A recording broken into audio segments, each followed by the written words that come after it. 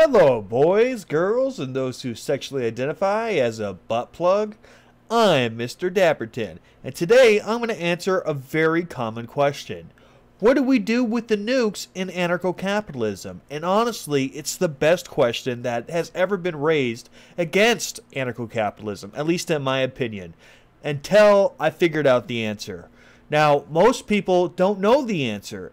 At least no one's answered it satisfactory for me until I figured it out, and I'm kind of happy with the answer I came up with. Now, as you know, guns are not against the non-aggression principle. So why would nukes be? A lot of people would ask. With a gun, of course there is deadly force, but you get to choose selectively who you want to kill. So you can make sure that you're killing nothing but bad guys, right? And no innocent people will get hurt. Well, no, you can't ensure 100% of the time that if you're in a warlike state using guns, that you're only going to shoot the bad guy.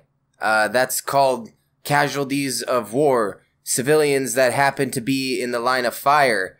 So it happens, Mr. Dapperton. That's why guns are A-OK for the non-aggression principle. Hey there.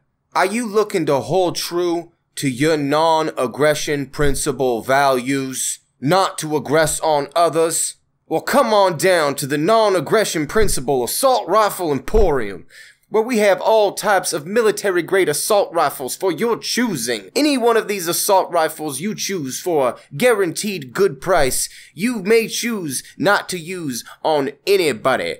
You can have it sit there and look pretty in your house. Every single one of these non-aggression principle assault rifles is meant for exactly that, not aggressing on others. So if that makes sense to you, why don't you just come on down to the store and I'll talk more to you. My name's Harry. But with the nuke, you can't select just the bad guys. You're going to kill innocent people. So therefore, it's against the non-aggression principle because there's going to be innocent casualties, and that's against the non-aggression principle. Now, why is that against the non-aggression principle? Because the non-aggression principle states that you are allowed to use deadly force as long as it's self-defense. In that scenario where you're killing a bunch of people blindly, that's not self-defense. Now, your next question probably is, well, what about smaller bombs? Smaller bombs are fine as long as they're not nuclear and atomic. I think that's fine. Because you could kill a group of bad guys, right? There could be a group of bad guys coming to your house, and you might want to blow up the tree that they parked by. That's fine.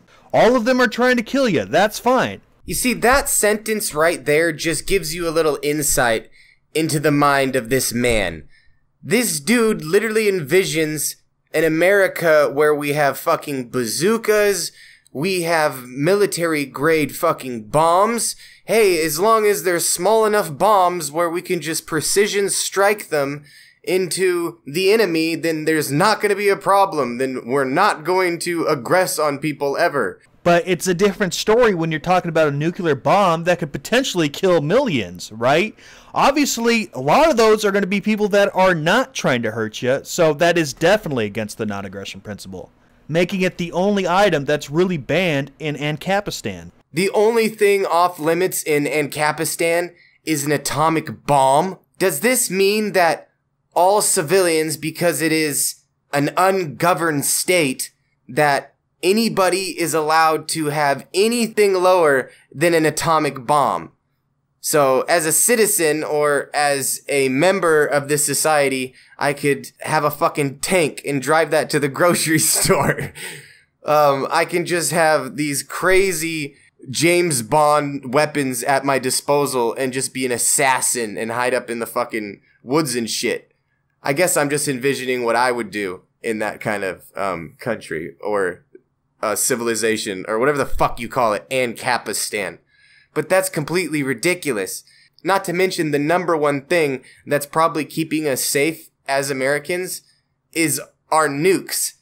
Is that it's a show of force to the rest of the world that, hey, look, we already dropped 2 fucking bombs on Japan. We mean fucking business. Now, that doesn't mean I agree or disagree with what happened there. I'm only using it as an example to say, if we took away our nukes, how vulnerable we would be. a lot of ears would perk up and a lot of eyeballs would turn our way if all of a sudden America just didn't have nukes anymore. Right now, we're sitting at having the most nukes out of all countries pretty much combined, and then overnight we have no nukes at all. And somehow you think this is going to turn out good for us as a people, and this is all because we want to fall in line with the non-aggression principle. Well, it seems that your stupid little theory is going to get everybody fucking killed, man. That's the conclusion that I've came up with. So what do you do with them? Well, when a country decides to be anarcho-capitalist, they have to get rid of their nukes. Once they are given up, they are disabled and you no longer have to worry about them. Really? That's it? That's the big reveal? That's what you've been thinking about all this time? Other conclusions you've come to haven't been satisfactory enough? And this is something you've been churning your brain over? Holy fuck, man. Yeah, obviously you cannot have nukes, or you could never use a nuke and abide by the non-aggression principle. And that should be obvious to you immediately that you can't use nukes. But this is something that you've been thinking about for a long time? And now some people say, well, without nukes, you're at a major disadvantage. Yep, Mr. Dapperton, I said that just a few seconds ago. I pointed out to you that we might be vulnerable. So, this is where you say something fucking really stupid, okay? On your marks, get set, stupid. Not really. Just look at the militia power that America could have, okay? They have 320 million people with 500 million guns. At the very least, they could summon an army of 80 million people easily. That's at the very least. An army of 80 million people could take out the toughest military in the world. For example, it could take out America's military, which is just 2 million people. Yeah, Mr. Dapperton, I hate to break it to you, but there's 2 million people because it's voluntary. And that's what your society is going to be based off of. It's going to be based off voluntary actions. You don't have to do anything you don't want to do. That is the basis and foundation of your fucking society. Now look, right now with all the benefits people are getting from the military, all the fucking free shit they get for signing up, they can still only get 2 million people to sign up. Now you're telling me in Ancapistan, a completely voluntary nation, you're gonna get 80 million people to just all of a sudden start working as a unit to fight a war, and they're gonna be happy to do it with no pay? With no guarantee of benefits afterwards. Well, the military has drones and tanks. Ditches could take out tanks. Oil on the freaking windshield could take out armored vehicles. Alright, wait a minute. This guy literally envisions his society not having all those other things which he just said were okay. I thought he said they could have anything besides nukes, right? And now he's talking like it's just gonna be like 80 million people with fucking guns?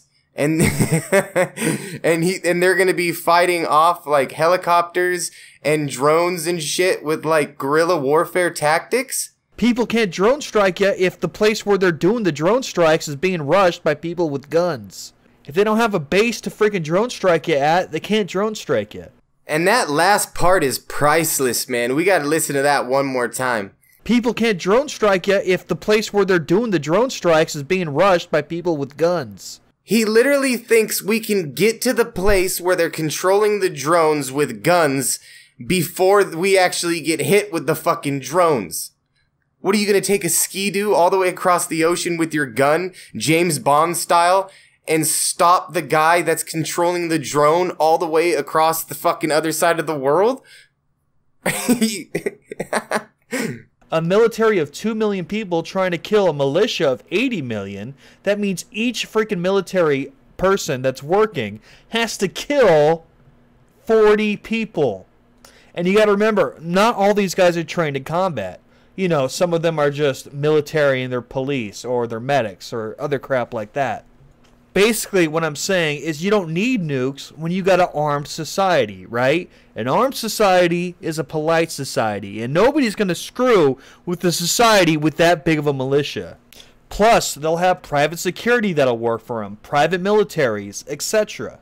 Mr. Dapperton, I truly think you're forgetting how hard it is to actually get 80 million people to volunteer to do fucking anything. And I know you would say that the threat of violence coming in towards Ancapistan, people would grab their guns because everyone would be armed and an armed society is a polite society. I know you think all that, but when shit gets serious and when there's actually fucking drones coming to kill you and there's bombs going off and other countries have fucking nukes, you can't just have 80 million people and expect to win a war of technology. And you didn't make it very clear if you were going to have drones, if you were going to have these things. You just basically said no nukes. But then at the end started saying how you're going to do it all pretty much hand-to-hand combat style with your AK-47s. So it's not very clear what you actually mean.